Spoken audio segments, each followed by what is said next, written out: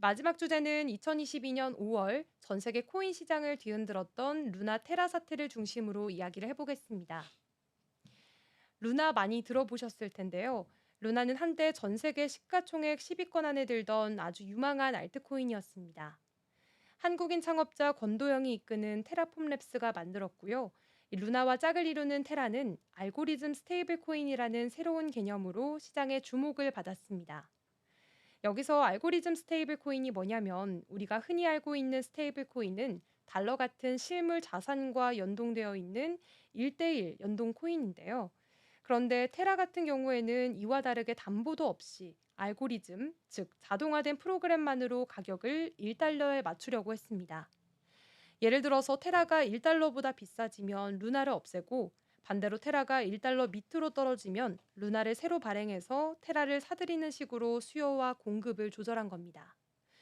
이론상으로는 정말 똑똑해 보였습니다. 이 문제는 이 시스템이 루나의 가치와 수요가 계속 유지된다라는 전제를 깔고 있었던 건데요. 그런데 이 믿음이 깨진 순간 알고리즘은 통제가 안 되는 결과를 낳고 말았습니다. 2022년 5월 테라를 예치하면 연 20%의 이자를 준다고 했던 앵커 프로토콜에서 갑자기 자금이 대거 빠져나가기 시작했고 테라 가격은 1달러 아래로 급락했습니다. 그러자 알고리즘이 작동을 하면서 루나를 무한정 찍어내기 시작했고요. 하루에도 수천억 개씩 쏟아졌습니다. 결국 루나는 불과 며칠 만에 10만 원에서 1원 이하로 폭락을 했습니다. 시가총액 50조 원이 한순간에 사라진 건데 이건 정말 코인 역사상 최대 규모의 붕괴였습니다. 이 충격적인 사태는 전 세계적인 수사와 재판으로까지 이어졌는데요. 루나를 만든 테라폼랩스의 권도영 대표는 한동안 도피 생활을 이어가다가 2023년 몬테네그로에서 위조 여권을 사용하다가 체포가 됐습니다. 이후 미국으로 송환이 됐고요. 현재는 뉴욕 연방구치소에서 수감 중입니다. 본격적인 재판은 오는 2026년 2월 17일에 시작될 예정입니다. 한편 테라폼랩스는 미국 델라웨어 법원에 파산을 신청하면서 테라와 루나에 투자했던 피해자들에게 약 1억 8,450만 달러, 우리 돈으로는 2,450억 원 정도의 규모의 채권 신청 기회가 주어졌습니다. 그런데 문제는 가장 많은 피해자가 있는 우리나라에서는 이 사실이 제대로 알려지지 않았다는 점인데요.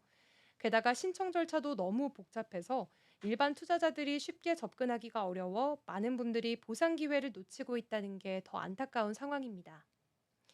루나 사태 이후에도 국내 K코인 시장의 구조적인 문제는 여전히 반복이 되고 있습니다. 퓨리에버 코인의 상장피 논란을 시작으로 위믹스나 페이코인처럼 상장 폐지됐다가 다시 재상장된 사례도 있었고요. 갤럭시아, 썸씽, 오르비체인, 플레이뎁 같은 코인들은 해킹 피해를 입고 결국 시장에서 퇴출이 되기도 했습니다. 이른바 K코인들은 대부분 국내 거래소에만 상장돼 있다 보니 글로벌 유통이 어렵습니다. 개발팀의 신뢰성이나 유통량 투명성도 부족한 경우가 많고요. 특히 보안 취약성이 큰 문제로 지적되고 있습니다. 최근에 상장 폐지됐던 K코인들 거의 대부분이 수백억에서 수천억 원 규모의 해킹 피해를 겪고 결국 퇴출 수순을 밟았습니다. 물론 모든 K코인이 위험한 건 아닙니다. 디카르고나 보라 같은 코인들은 대기업 투자와 실제 사용처 확보, 그리고 꾸준한 개발 생태계를 바탕으로 비교적 안정적으로 살아남은 편인데요. 다만 이들 역시 2021년 급등장한 이후에 크립토 윈터를 지나면서 큰 조정을 겪은 건 사실입니다. 블록체인이 진짜 살아남을 수 있는지를 판단하려면 몇 가지 지표를 봐야 합니다. 하루 거래량 TVL이라고 불리는 총 예치 자산, 그리고 개발자들의 활동 수준, 검증 인수 같은 것들인데요. 예를 들어서 한때 기대를 모았던 이오스는 거버넌스 문제와 낮은 실제 활용률 때문에 점점 존재감이 줄어들었고요. 반면 솔라나는 FTX 사태라는 큰 위기를 겪었음에도 불구하고 활발한 커뮤니티와 개발 생태계를 다시 구축하면서 회복에 성공했습니다. 이 루나 사태의 경우에는 우리나라 가상자산 제도 정비에 큰 계기가 됐습니다. 가상자산 사업자 협의회인 닥사가 출범이 됐고요. 2023년에는 가상자산 이용자 보호법이 국회를 통과하기도 했습니다. 하지만 아직 갈 길이 멉니다. 스테이블 코인에 대한 명확한 규제, 공시 기준, 상장 심사 같은 전반적인 제도 정비는 여전히 부족하다는 지적이 나오고 있는데요. 그래서 2단계 입법을 서둘러야 한다는 목소리도 점점 커지고 있습니다. 결국 정말 중요한 건 투자자 한 사람 한 사람의 철저한 검증입니다. 기술보다 사람을 본다라는 말이 있는데 진정성 있고 투명하게 움직이는 개발팀이야말로 코인 하나가 살아남는데 가장 중요한 조건이라고 볼 수 있겠습니다. 루나 테라 사태는 단순히 기술이 실패한 게 아니었습니다. 투자 시장 전체의 신뢰가 얼마나 쉽게 무너질 수 있는지를 보여준 대표적인 사건이었는데요.